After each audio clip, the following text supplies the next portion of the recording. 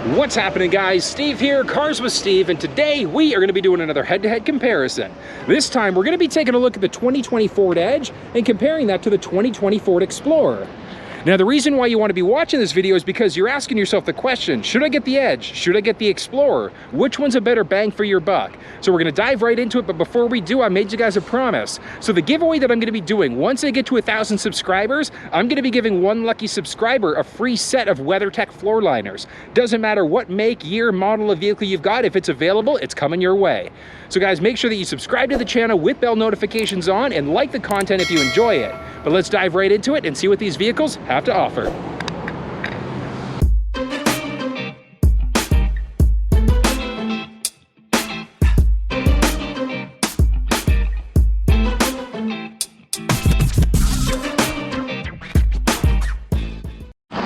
Okay, so taking a peek at both vehicles. First off, starting off on the Edge. So the question you're asking yourself is, do I get the Edge? Do I get the Explorer? One reason why you might want to look at the Edge is because maybe you've only got the necessity to have 2, 3, maybe 4 passengers. But the reason why you would want to consider the Explorer is maybe you have more cargo requirements. Maybe you're transporting a number of things. You go on long distance trips with a family, whatever the case may be, then the Explorer is going to be the better buy in comparison. Now, when it comes down to the Edge, let's look at that first. The Edge, we've got a couple different trim levels available. So we've got the SE, the SEL, the Titanium, and the ST. 2 engine choices available for this thing as well. We've got either a 2-liter turbo engine or a 2.7-liter turbo engine instead. Let's look at those vehicle specs. In comparison, the Explorer, you've got a few different trim levels available as well. You've got the XLT, you've got the Limited, you've got the ST, and you've also got the Platinum version of the vehicle as well. Same thing, 2 different engine choices that are available. It's either going to be a 2.3-liter turbo or a 3-liter twin turbo instead. So power requirements on these things are really going to depend on what you need out of a vehicle. Are you going to be towing? You really have to ask yourself, what do you need out of the vehicle? What do you need it to do? When it comes to gas on both vehicles, just along our backhand side there, and it does give you the ability, so you can use regular 87 octane gas in both vehicles. Now, having said that, when you get into the 3-liter twin inside of the Explorer and the 2.7 in the ST, one thing to consider across the board, when you look at any sort of torque spec, horsepower spec, things like that, that's taking a couple things into account. The big thing there is that they do use premium gas when they look at the horsepower and the torque spec numbers. So definitely something to consider there. But again, it really depends on what are your needs ultimately going to be. Now, when it comes down to it, there's a lot of similar technology between both vehicles. So Ford's included a lot of new technology inside of all of the vehicles across the trim levels. At a basic on both of them, we've got our blind spot system. That's going to let us know if anybody's entered the blind spot on either side of the vehicle. If you have factory towing available on either vehicle, you also have the ability to extend that range to cover the trailer as well, the trailer dimensions. A couple other things that are going to be standard, we've got the reverse sensing system. So that beeping that we get as we start to get closer to an obstacle, and that's going to be, again, in the same Explorer as well as in the Edge. We've also got our backup camera. So backup camera there, and we've got our backup camera down there as well. So when it comes down to it, technology-wise, there are a lot of similar things inside of both of these vehicles. You've got the ability to get either a manual liftgate, you can get a powered liftgate in both of these things. So again, it's really... There we go. All right. So it's really going to depend on your own personal needs. So do you want something that's hands-free? Look at a higher trim level. But again, really depends on you. When it comes down to spacing, so as you can see there, we do have quite a little bit of space available in this vehicle. And just along the side, so we do have the power down and manual up for the seats as well. That's going to be the same across the trim level. When it comes to the Explorer, so as you can see, much more space. In the XLT, the seats are manual up, manual down. When you get into the Limited and above, that's when you get into power seats, so power up and down for that 3rd row. So again, which one you go with, really a matter of personal preference. Which one do you ultimately need? But look at the dimension difference between these two. So that's just going behind the 2nd row. So we do have more space. It's a little bit wider, a little bit deeper, a little bit taller in comparison in the Explorer. When it comes down to the Edge, so let's look around the back here first. So we've got our tray. Underneath the tray, we've got our mini spare tire. We've got some storage along the side, and we've got our little spigot if we ever need to use a jerry can to fill up on the gas tank. So that's going to be standard there. when it comes down to the Explorer. So a couple things to point out. First and foremost, we've got a tray that's removable. So we've got the option to lock that up. So if we need a little bit more of a flatter space, we can absolutely do that. But underneath the tray, got another little removable tray there as well. There we go. So as you can see, we've got our mini spare tire. We've got a little bit of storage space along the side as well. So not quite the same as what was in the Edge, but we're very, very close in comparison. Lock that back into place. And guys, look at this. I'm doing this one-handed. Look at how easy this is. I absolutely love it. We can get those in, get our storage down, and lift those seats back up.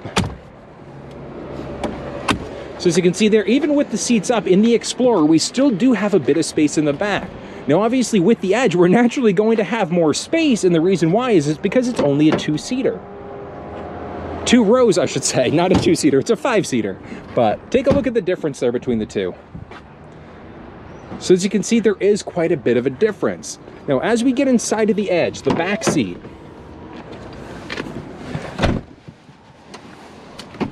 okay, so it is very, very comfortable, and in the Edge, it is also very spacious. If we look down, the driver's seat is set up for somebody that's 6 feet tall, and I still have a ton of space. Like if you look at my knees, I've got a bunch of room there. My feet are super comfortable. Overhead, this one doesn't have the sunroof. So without the sunroof, I've got a ton of space overhead, a few inches overhead. When it comes down to having the sunroof, you are going to lose a couple of inches of headspace. So definitely something to take into consideration there. Couple things, this is the SEL trim level of the Edge, which is why we've got this little Active X. So a pleather seating material there. Standard, we've got some cup holders along the back. Again, depending on the trim level, that's going to determine what's going to be down here. At a very minimum in the back, we do have a cigarette lighter adapter. There is the ability to get some USB ports in the back there. Again, like I mentioned, just depending on which trim level you get inside of the vehicle. So second row in the Edge is very spacey. Now, let's take a peek and jump inside of the Explorer. Looking inside of the Explorer, so a couple things to point out right from the get-go is we can see this one does have the dual captain's chairs instead, so we've got a configuration for up to 6 people. There is the option to get a bench seat instead. This would go across, and then you'd have a maximum 7-seater configuration. But as we get into the back seat, so one of the benefits of having this is that it's easier to pass through to the back instead. So if you only need a 6-seater, I absolutely would recommend getting, not the bench, but getting the console instead. So that's our mini console that we've got there. Got nothing really to write home about, but again, it's going to depend on what are your needs. So the seat here, I do have it set up for somebody who's 6 feet tall. And with that, look at that, like I've got a ton of head space. I've still got some knee space. I've got some foot space as well. This seat is set up for somebody. So the second row seat is set up for somebody who's 6 feet. And the driver's seat is also set up for somebody who's 6 feet tall. So there is a ton of space in the back of this thing, which is really, really nice. Nothing to write home about from a technology perspective in the third row. We've got some cup holders, and that's really about it. Now, when we get into our second row instead, so second row, as I mentioned, this row is also set up for somebody who's 6 feet tall. And same thing, I don't have the sunroof in this vehicle, so I've got a couple extra inches of overhead space, I've got some knee room, and I've got a ton of foot room as well. When it comes to technology in the back, so we've got a couple things that people in the back can control. So we've got some USB ports, we've got a cigarette lighter adapter, we've got our fan control, we've got our climate settings, and we can also turn the power on or off for the climate and determine whether it's going to our face or to our feet. Pretty straightforward there. Now, one thing to point out, this one does not have the cold weather package, and I absolutely recommend looking at that as an option. And the reason why is because you're gonna get heated driver and passenger seats, but you're also gonna get heated seats in the second row. Now, one caveat to that is that you're only gonna get heated seats in the second row on the driver and the passenger side. So if you have the bench seat instead, so that third row seating option in the middle here, you will not get heated seats in the middle. So in this middle seat, but the driver and passenger side in the second row absolutely will have them. All right, so that is the basics of the second row seating for the Explorer. Now, as we get inside of the Edge, so a couple things to point out. This is the SEL trim level, so we don't have our seat memory buttons. It is available when we get to the titanium or the ST. Along the side, so we've got the ability to turn our fog lamps on or off. We've got some basic settings for our lights, so for our daytime or nighttime running lamps. We can either increase or decrease the brightness in the instrument cluster screen, as well as our Sync 3 screen. When it comes down to it, we've also got the ability to power adjust the seat. So we can go forwards, backwards, up and down. We can move our backrest, and we've also got our lumbar support. So very, very straightforward. As we get inside the vehicle, we do have our engine start-stop button. So it is a keyless system. Okay, now as that starts up, let's take a peek down the console. So we've got our volume control. So we can turn the volume up or down using the rocker, we can manually tune to a station, we can skip songs, we can play or pause. As we move down, we've got dual zone climate control. So if the driver or passenger like it a little bit cooler, a little bit warmer, you've got the capabilities to make some of those changes. We've got the ability to control our fan speed there as well. Now, as you notice, there are a couple things that are missing, like where is it going to be blowing? So as we get up onto our screen, there we go. So as you can see, we've got a nice, beautiful screen. We call it our Sync 3 system. Gives you Android Auto and Apple CarPlay capabilities. We've got some basic audio settings, so we can go to our audio there. We can choose between sources. We can do direct tune. This is where we get into some more advanced climate settings. So is the fan going to be blowing to our face, to our feet, to the windshield? We can control the speed there. We can control what the temperature is there instead of using these rockers instead. Really, matter of preference there. We've got our air conditioning, our air circulation button, which again, some of these buttons are hotkeyed down there as well. We've also got the ability to turn on our heated seats. And if we look, so this one, just going to the home page, also does have the option for the heated steering wheel. So we can turn the heated steering wheel on or off. Now, one of the nice things about this summary screen is that it's exactly that. It is a nice summary. So we've got our maps, we've got whatever station's currently playing, and we've got our phone there. So if our phone was connected, it would show up with all of the phone options there. Phone, it's going to get me to add a phone in from there. So that's where you would go to add a phone in. With factory navigation. So as you can see there, we do have factory navigation built in. As I mentioned, this thing's got Android Auto and Apple CarPlay. So if you get one that doesn't have factory navigation, don't worry about it. You can run off of your phone. You can use Google Maps, you can use Apple Maps, you can use Waze, and that's all done through this center console screen as well. So really, really nice. We've got some basic apps, as I mentioned, Waze and LiveX Live, Spotify, things like that can be played directly through the center screen. As we get into settings, we've got a ton of different options, so nothing overly exciting there to cover off in this video, because if you want to get more in depth about what all these features are about, look down in the description or up above and you'll be able to get direct links to those videos. As we start to move back down, we've got, there we go, so a little bit of a storage space. If you have a vehicle that's equipped with a wireless charging pad, for the Edge it will show up there. We've got some USB ports. Now, one of the interesting things that Ford's done with these things as well is we've got a few different spots to put our phones. So we can put our phone in there, we can drop our phone down there, or a wireless charging pad, we can throw our phone there as well. We've got a couple cup holders, literally that. We've got our rotary dial. So this is what we would use in order to be able to switch gears. So we've got our park, reverse, neutral, drive, and then our sport mode. From there, we've got our parking brake as well as our auto start stop. So the buttons that are going to show up here are really going to depend on what vehicle trim level you've got. So some buttons may be down there. If you're in the ST or the titanium, you're going to get some other buttons along there for a 360 camera and a few other options as well. As we move into the cup holders, as you can see, we've got a little bit of space in there. We've got a removable tray as well. Lock that back into place. Now, as we start to get to the steering wheel, a couple things to point out. If your vehicle is equipped with adaptive cruise control, this is where we would go. See, the adaptive cruise is a set it and forget it cruise control. You set it at, let's say, 120 on the highway, car in front of you slows down, yours will automatically brake for you as well. We can tell that system's on or off. As you can see there, so we had something pop up there. That lets us know that our adaptive cruise control system's on. We've also got a lane centering system. So as that steering wheel shows up, that means that it's going to center you and pull you back into your lane. And that's tied into the lane keeping system, which is just along the side. So we can turn the lane keeping system on or off. Lane keeping system works one of three ways. So the first one is it might give you a little bit of a steering wheel shake. So as you start to veer over into a lane without signaling, you might shake the steering wheel a bit. It's almost as if you're running over rumble pavement. The second option is that from that steering wheel shake, it might also recenter you and pull you back into your lane. So what'll happen is if you start to veer over into a lane without signaling, the steering wheel of the vehicle will take over, and that bowling alley lane, that's going to go red if you pass over on either side, and then it's going to recenter you into your lane. From there, you've got a combination of both of them. So you can have either or both. So you'd get a steering wheel shake and it would recenter you. Again, which one you choose is a matter of personal preference. When it comes down to the steering wheel, off on our left-hand side, we've got the ability to control whatever's in that left-hand side there, so in the instrument cluster. just by using this dial pad. Same thing for the right-hand side. We can control our entertainment, navigation, phone, etc. As we move down on our right side, so we've got the ability to either skip songs, we can hang up or answer a phone call. We've got our volume rocker, we can mute, and we've got our voice command button. Voice command button lets us do a couple things. So that lets us do things such as make phone calls, we can change the radio station, or we can navigate if the vehicle is equipped with that factory navigation. And same idea, we're just going to hit that start-stop button to turn it off. As we move overhead, we've got a couple basic things. So we've got the ability to turn on our cabin lights. This light is going to turn the cabin lights off. This one is whether or not the cabin lights come on when the doors are open. And we've also got our sunglasses holder.